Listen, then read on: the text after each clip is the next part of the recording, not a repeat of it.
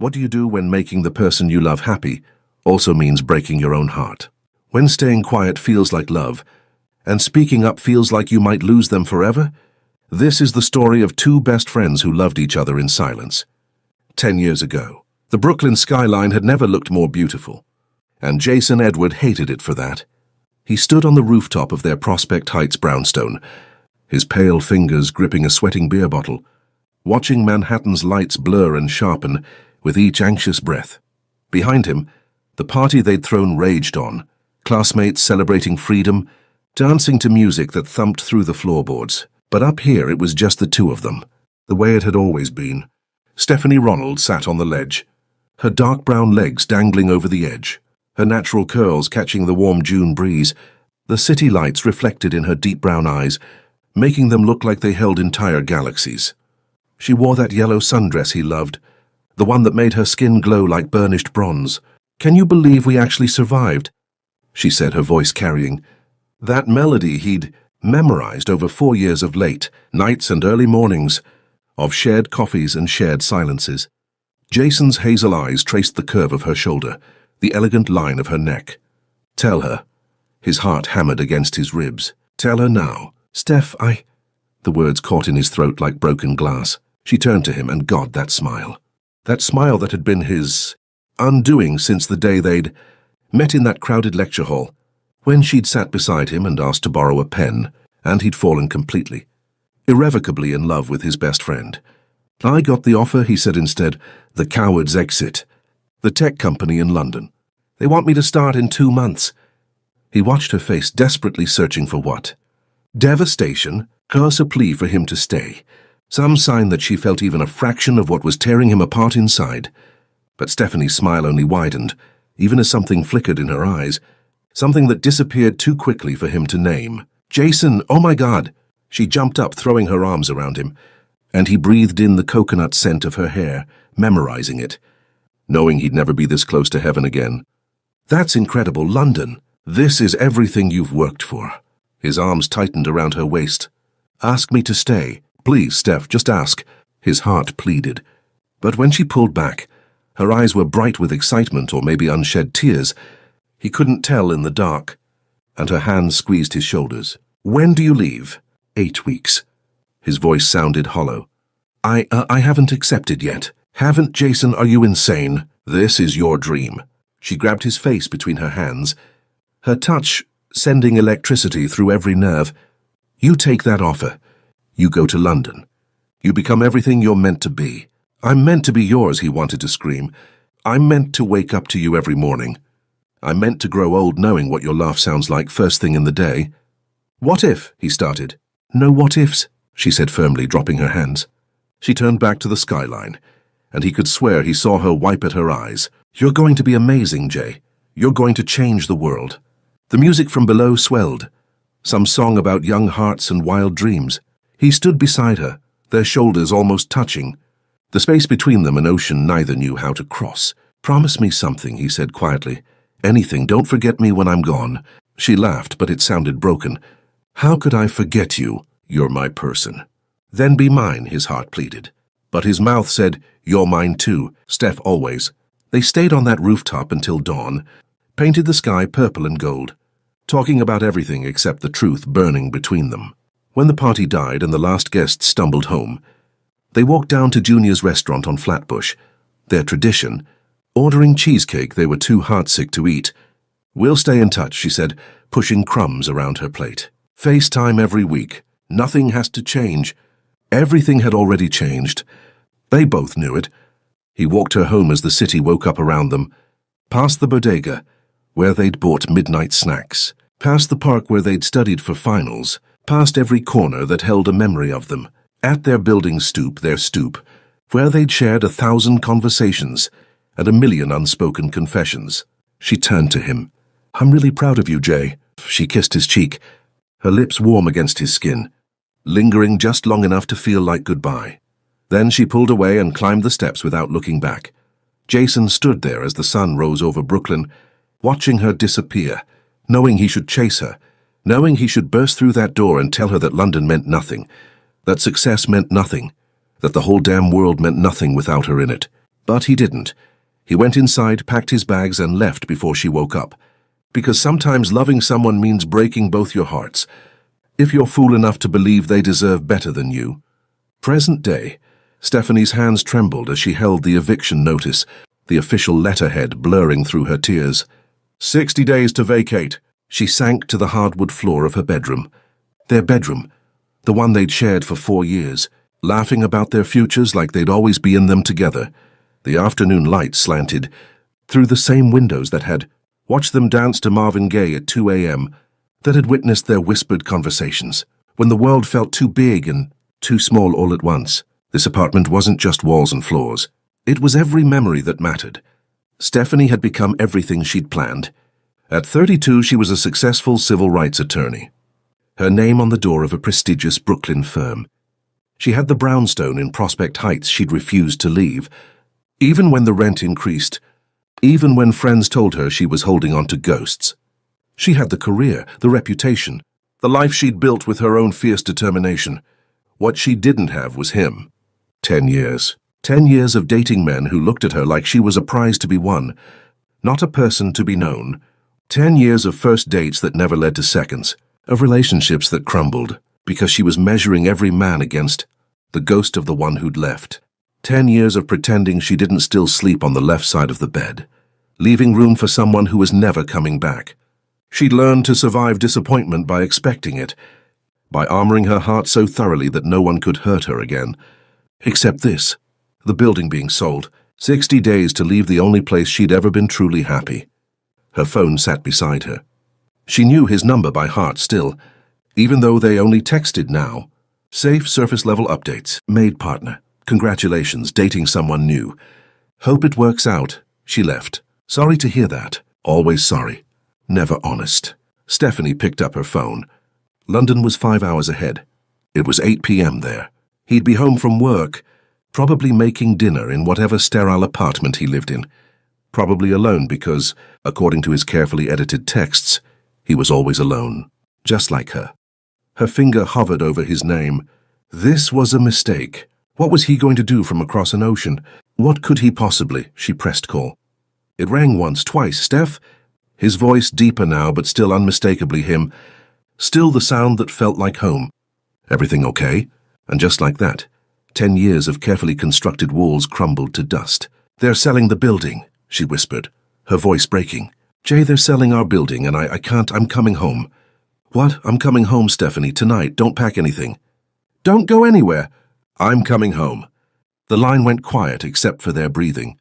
An ocean apart, but suddenly, impossibly close. Why, she asked, though she was terrified of the answer. His voice was rough, raw with something that sounded like 10 years of suppressed truth. Because you called. Because you're crying. Because I never should have left in the first place. Stephanie closed her eyes, pressing the phone against her heart, and let herself believe. Just for a moment, in second chances. Outside her window, Brooklyn carried on, indifferent to breaking hearts and breaking points, to the space between what we want and what we allow ourselves to have. But somewhere over the Atlantic, a man who'd spent a decade running was finally coming home. 24 hours later, Jason's hands shook as the taxi crawled through. Brooklyn traffic. He'd left London 14 hours ago, with nothing but a carry-on and a heart full of reckless hope. No plan, no second thoughts. Just Stephanie's broken voice echoing in his head, and the certainty that he'd wasted 10 years being a coward. The morning light hit Fort Greene Park as they passed, golden and merciless, illuminating every familiar corner he'd tried to forget. The bodega on the corner where they'd bought beer with fake IDs. The vintage shop where Stephanie had found that yellow dress. Each block was a memory he'd buried alive, and now they were clawing their way back to the surface. Clinton Hill rolled past the window, those beautiful brownstone-lined streets that had cradled their youth. Jason pressed his forehead against the cool glass, jet lag mixing with something heavier. What if she'd changed her mind? What if that 8 p.m. phone call had been grief-talking, not an invitation? His phone buzzed. Landed yet? His fingers hovered over the keyboard. He could see she'd been typing and deleting for the past 3 minutes, those telltale dots appearing and disappearing like her nerve. Meet me at Café Regular in an hour, he typed back. Neutral ground, safe coward, his conscience whispered. The brownstone appeared like a ghost, and Jason's breath caught. Nothing had changed. The same iron railings, the same stone steps where they'd sat countless nights, solving the world's problems and ignoring their own, where he'd fallen in love with her 1,000 times over. Jason exhaled shakily and gave the driver the address of a hotel in Dumbo, staring at her bedroom windows. Their windows. Was she up there right now, just as terrified as he was? His phone buzzed again. "I'll be there." Cafe Regular in Park Slope was packed with the Sunday brunch crowd, but Jason spotted her immediately. Stephanie sat by the window, her hair pulled back in a low bun, her burgundy blouse catching the light. She was reading something on her phone, her brow furrowed in that way that meant she was anxious, and God, 10 years and an ocean hadn't dimmed a single thing he felt for her. She looked up. Their eyes met. For a moment, neither of them moved. The cafe noise faded to white static. Jason saw her lips part slightly, saw her grip tighten on her phone, saw the same terrified hope he felt, reflected in her deep brown eyes. Then she stood up too quickly, nearly knocking over her water glass. Jason crossed the room on autopilot, and suddenly they were standing face to face, 3 feet and 10 years between them. "Hi," she breathed. "Hi." His voice cracked on the single syllable. Then they were hugging, and it was like every cell in his body remembered this, remembered her. She fit against him exactly the same way, her head tucked perfectly beneath his chin, breathing in the coconut scent that still haunted his dreams, her hands pressed flat against his back. And he felt like coming home. "You actually came," she whispered against his chest. "Did you think I wouldn't?" She pulled back and he could see the answer in her eyes. Yes, she'd thought he wouldn't. Because he'd left before. Because 10 years ago, when it mattered most, he'd chosen an ocean over her and left without saying goodbye. "I'm here, Steph, I'm here." They sat, ordered coffee neither of them would drink, and drowned in awkward silence. Jason watched her tuck her hair behind her ear, that nervous habit she'd never lost, and felt his heart compress. "So she started London. How is—" "I'm staying in Brooklyn for a while," he interrupted. "There's some business I need to handle here. Tech startup stuff, boring." The lie tasted like ash. But what was he supposed to say? "I bought your building because I couldn't stand the thought of you being displaced from the house that meant so much more to us." "How long is a while?" "I don't know yet. A few months, maybe longer. My company's letting me work remotely." All true, technically. He'd negotiated that deal the same day he'd wired the money for the brownstone. Stephanie studied him with those deep brown lawyer eyes that had always seen too much. "You flew across an ocean on 12 hours' notice for business stuff?" "And for you." The truth slipped out before he could stop it. "You called Steph, you were crying." "Where else would I be?" Something flickered across her face. Hope, maybe, or fear, or both tangled together. "I shouldn't have called." It wasn't fair to stop. He reached across the table, his pale hand hovering near her darker one, not quite touching. "You can always call me, day or night, London or Brooklyn or anywhere in between. That hasn't changed, hasn't it?" Her voice was so quiet he almost missed it. "Everything else has." "Not everything." Their eyes held, and Jason felt the weight of 10 years pressing down. Every unanswered text that had really been saying "I miss you," every carefully casual phone call that had really meant "come home," every holiday alone that had whispered "this should have been us." "Walk with me?" He stood, offering his hand before he could overthink it. "Like we used to." Stephanie stared at his outstretched palm, his pale skin against the dark wood table, and he saw the war in her eyes. The part of her that wanted to run, and the part that had never stopped waiting. She took his hand. Prospect Park was alive with Sunday joggers and families, dogs chasing frisbees, couples on blankets pretending the rest of the world didn't exist. Jason and Stephanie walked the familiar path around the lake, their hands no longer touching, but their bodies unconsciously close, like magnets fighting their own pull. "Remember when we came here the night before your constitutional law final?" Jason asked, nodding toward a bench overlooking the water. "You made me take a break because I was spiraling." A small smile played at her lips. "We sat right there for 3 hours. You quizzed me on case law until midnight. You aced that exam. Because of you." She glanced at him, something unreadable in her eyes. "You always believed in me more than I believed in myself." "That's not true. You are the strongest person I've ever known." "Strong." She laughed, but it was edged with bitterness. "I'm about to be evicted from the only place I've ever felt at home, the only place I've ever been happier. She finished quietly, looking away. Pathetic, right? I'm 32 years old, a successful attorney, and I'm clinging to ghosts. Jason, that's not strong. He stopped walking. Look at me. Say it, his heart begged. Tell her you love her, that you never stopped. Tell her every woman you dated was just a way to survive, missing her. Tell her the truth. She looked at him reluctantly, and he saw the exhaustion etched into her beautiful face. The weight of 10 years pretending not to need anyone. It's the only place I've ever felt like I belonged to. You kept that apartment because it meant something, he said quietly. That's not pathetic. Steph, He swallowed hard. That's the bravest thing I've ever heard. Do you ever think about it? Stephanie asked suddenly. Our first night in the apartment? I think about it all the time, Jason admitted quietly. That promise we made, chosen family. We broke it, Stephanie said, her voice tight. The minute you got on that plane, we broke it. I know. They stopped walking. The lake stretched beside them, the city skyline visible in the distance, the whole world carrying on oblivious to the fact that two people were trying to find their way back to each other. Why are you really here, Jason? Stephanie turned to face him. And don't say business. I know you. There's something you're not telling me. He wanted to tell her everything. About the building. About the 10 years of failed relationships, because no one was her. About how he'd rebuilt his entire life around the hole she'd left in it. I'm here because you called, he said instead. Because you needed someone, and I couldn't be an ocean away from you anymore. Jay, I'm staying in Brooklyn, he continued, the words tumbling out. I talked to my company. They're letting me work remotely. I'm moving back, Steph, not for a few weeks. For good, her eyes widened. You're moving back? Just like that? Just like that. Why? Because I love you. Because I never stopped. Because 10 years was long enough to be without you. Because this is home, he said instead. It always was. Stephanie stared at him, and he watched her process it. The implications, the proximity, the dangerous possibility of trying again.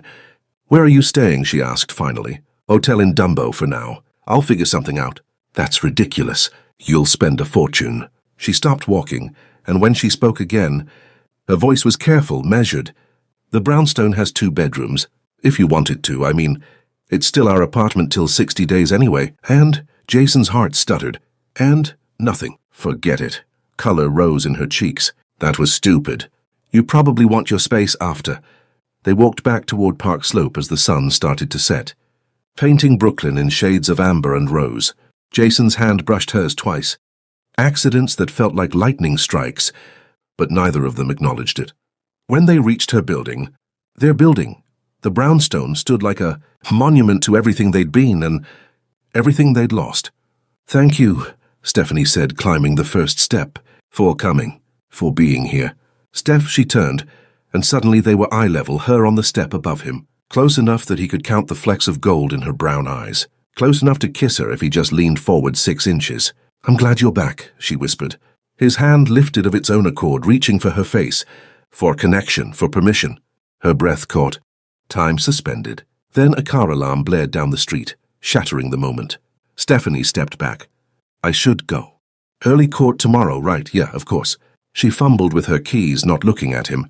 Maybe we could do this again? Coffee or a walk or any time, Jason said. I'm here, Steph. I'm not going anywhere. She nodded, gave him one last loaded look and disappeared inside. Jason stood on the stoop, their stoop, where everything had begun, watching the light turn on in her bedroom windows. The same window he used to watch for when he came home late from the library. The same window that had been the last thing he'd looked at before his cab to the airport 10 years ago. He pulled out his phone and looked at the property documents his lawyer had sent. Edward Holdings LLC owner Jason Edward. He'd bought her home. He'd moved across an ocean. He'd upended his entire life.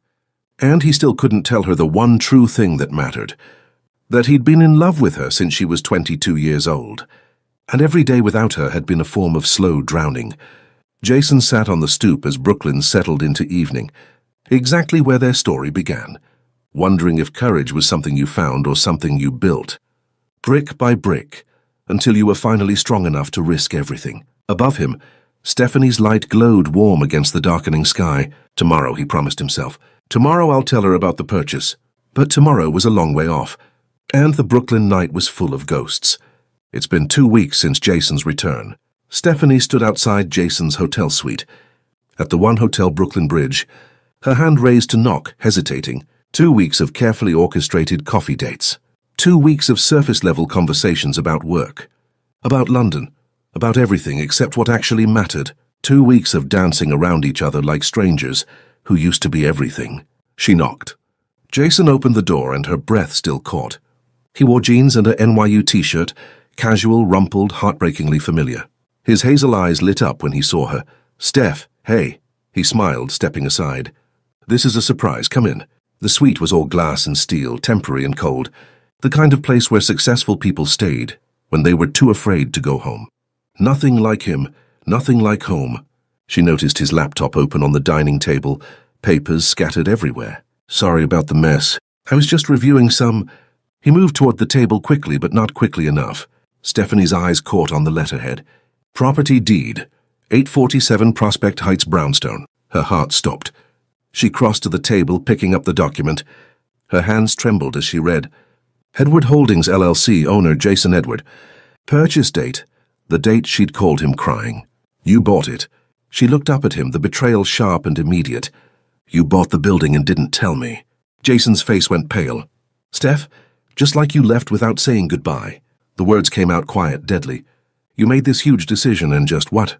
Hoped I wouldn't find out? It's not like that. Then what is it like, Jason?" 10 years of suppressed pain rose to the surface, because from where I'm standing, it looks exactly like what you did before. You decided London was best. You decided leaving without saying goodbye was better. And now you've decided to buy my building without asking me what I truly want. I was trying to help. I didn't ask for your help. Her voice cracked. I asked you to come home because I was hurting and I needed... She stopped, the truth too dangerous. You needed what? His voice was rough, desperate. What did you need, Stephanie? I needed you here. I needed my best friend. I needed the one person who understood me, who knew me, and instead I got... She gestured at the papers. I got secrets. I got decisions made behind my back. I got the same Jason who disappeared 10 years ago without a word. That's not fair, isn't it? Tears burned her eyes. You left, Jason. You packed your bags and left, while I was sleeping because you couldn't even face me long enough to say goodbye. And now you're here and you're doing it again, making choices, hiding things, keeping me at arm's length while pretending everything's fine. I'm not keeping you at arm's length, then why didn't you tell me? She threw the papers down. We've had coffee 5 times. We've walked through half of Brooklyn. You've texted me good morning every single day and not once, not once. Did you think to mention you bought my home? Jason ran his hand through his hair, cornered. Because I didn't know how to tell you. How about Steph? I bought the building. 5 words, Jason. That's all it would have taken. And then what? His composure finally cracked. You would have looked at me the same way you're looking at me now. Like I'm some controlling asshole who can't mind his own business. Like I overstepped. His voice broke. You want the truth? His eyes flashed with something raw and painful. I bought that building because I couldn't stand the thought of you losing it. You kept it for 10 years. It's us, Steph. Because that apartment is every memory that matters. Every late night we stayed up talking. Every morning we made coffee together. Every moment he stopped abruptly. Every moment you what? Nothing, no, she stepped closer, her heart pounding. Say it. For once in your life, just say what you actually mean. Fine, the word came out ragged. It's the place where I fell in love with you. Where I spent 4 years being your best friend, when all I wanted was more. Where I died a little every day, knowing I wasn't good enough for you and never would be. Stephanie's world tilted. So when you called me crying, Jason continued, his voice shaking, I didn't think. I just acted. Because that building meant so much to us, and is the only piece of you I had left. And I couldn't let it disappear too. You left. The words barely made it past her lips. You left me, Jason, not the other way around, because you told me to go. The words burst out of him raw and ragged. You stood on that rooftop and told me to take the job, to go live my dream. And I waited, God, Steph. I waited for you to give me one reason to stay. What? I didn't want London. I wanted you. He was breathing hard now. 10 years of suppressed truth pouring out. I told you about the offer because I thought... I hoped and prayed you'd ask me not to go. That you'd say you needed me here. That I'd what? Beg you to give up your future for me. Tears spilled down her cheeks. I loved you too much for that. The confession exploded out of her. I loved you so much I couldn't breathe sometimes. And when you told me about London, I thought you were letting me down easy. I thought you were telling me you were leaving. Because you didn't feel the same way. Jason stared at her like she'd struck him. What? You stood on that rooftop and told me about this amazing opportunity. And I waited, Jason. I waited for you to say something else. To say you wanted me to come with you. And I would have gone to the ends of the earth with you. Or literally anything that meant I mattered more than a job. Tears streamed down her face. But you just stood there and I realized you wanted an out. That I was convenient while we were in school. But now you had a chance at a real life and I wasn't part of it. No, so I smiled. Her voice broke completely. I smiled and told you how proud I was. Because making you happy mattered, more than having you. And then you left without saying goodbye and I knew I'd been right. That you couldn't wait to get away from me. That's not, Jason crossed to her, gripping her shoulders. Steph, you have it all wrong. Then tell me. She pushed at his chest. Tell me what really happened. Because for 10 years I've told myself you didn't care. That I was easy to leave without a goodbye. And I need to know if I was wrong. You were wrong. His hands cupped her face, forcing her to meet his eyes. God, Stephanie, you were so wrong. I loved you so much. And I was hoping you'd ask me to stay. That you felt the same way I did. Her breath caught. But when you got excited for me, he continued, his voice cracking. When you encouraged me to go, I thought that was my answer. That you didn't want me the way I wanted you. That you were relieved to have an easy way to get rid of me. Jason, so I left without saying goodbye, because if I had to look at you one more time, if I had to see your face, I would have broken down and begged you to ask me to stay. His thumbs wiped at her tears, and I couldn't face that rejection twice. Couldn't hear you tell me again that leaving was the right choice. I never wanted you to leave, not without me, she whispered. And I never wanted to go. He rested his forehead against hers. I wanted you. I've always wanted you. Every woman I dated, every relationship I tried, they all failed because they weren't you. Because nothing was ever you. Me too, the words tumbled out. Every man I met I measured against you. Every first date, every relationship, they all fell apart because I was looking for you in all of them. And finding nothing. Steph, I still love you, Jason. She gripped his shirt. The truth finally free. After 10 years, after everything, I still love you and I hate myself for it.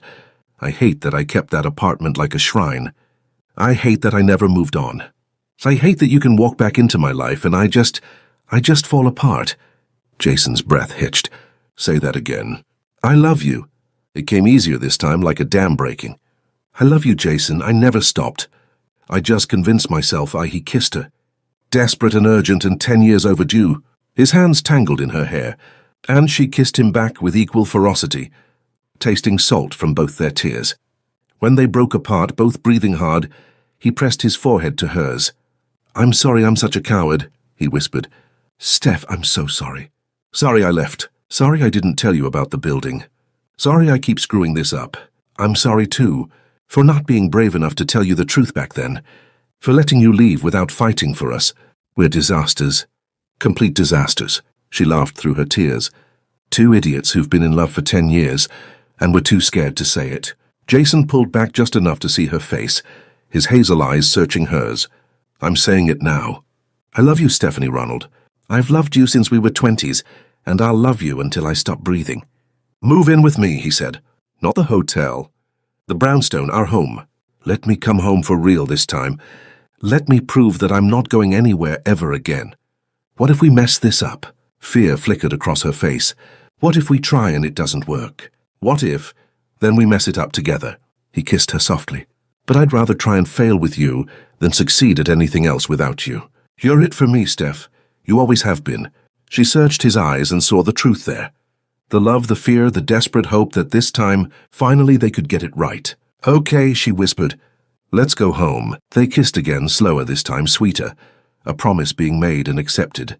When they finally pulled apart, Jason rested his forehead against hers, both of them smiling through tears. No more secrets, she said firmly. No more hiding. If we're doing this, we do it honestly. No more secrets, he agreed. I promise. They packed his things together, hands brushing, stealing kisses between folded clothes, and when they stepped out into the Brooklyn night, hand in hand, walking toward the brownstone that had witnessed their beginning and their breaking, I want to build us a real home. One that honors our past but gives us room for our future. Stephanie felt something shift in her chest. Hope. Real. Terrifying, beautiful hope. Because some love stories don't end when people leave. They just wait, patient and persistent, for both people to be brave enough to start over. 6 months in, the brownstone smelled like cinnamon and coffee, like Sunday mornings and second chances. Jason had transformed the parlor floor into an open-concept space, with exposed brick and floor-to-ceiling windows that flooded the rooms with light. They had more rooms, and the tiny kitchen where they'd once bumped elbows making coffee was now a chef's dream. With marble countertops and room to breathe, their bedroom had a walk-in closet and an ensuite bathroom with a clawfoot tub. Stephanie had fallen in love with immediately, but Jason had kept what mattered. The original hardwood floors they'd danced on, the bay windows where they'd sat talking until dawn, the bones of the place that held all their memories. He'd made it better without erasing what it had been. Stephanie woke to find Jason's arm draped across her waist, his face buried in her natural curls, his breathing deep and even. 6 months, and she still wasn't used to this. The weight of him beside her. The certainty of waking up and finding him there. She traced the line of his jaw with her finger, and his eyes fluttered open, hazel and sleep-soft. "Morning," he murmured, pulling her closer. "Morning." She kissed him. Slow and sweet, tasting forever. "You have that investor meeting today." "Don't care." He nuzzled her neck. "Want to stay right here?" "Jason, 5 more minutes." His hand slid down her spine. "Please." She laughed, the sound free and unguarded, in a way she'd forgotten she could be.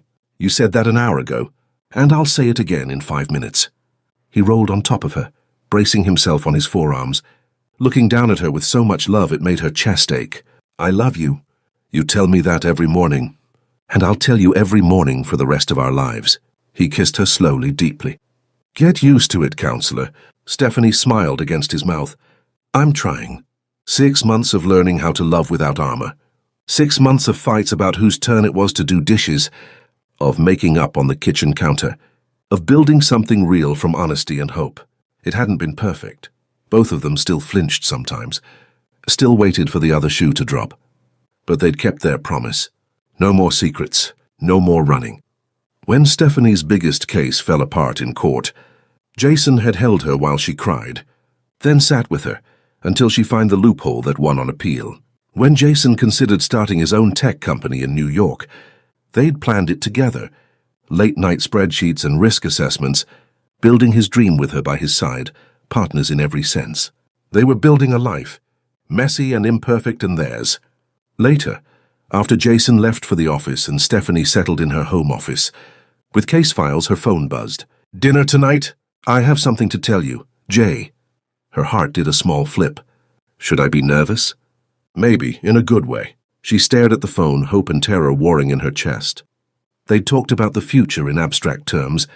Someday, eventually, when we're ready. But maybe someday was now. Juniors. 7 p.m. Perfect. "I love you."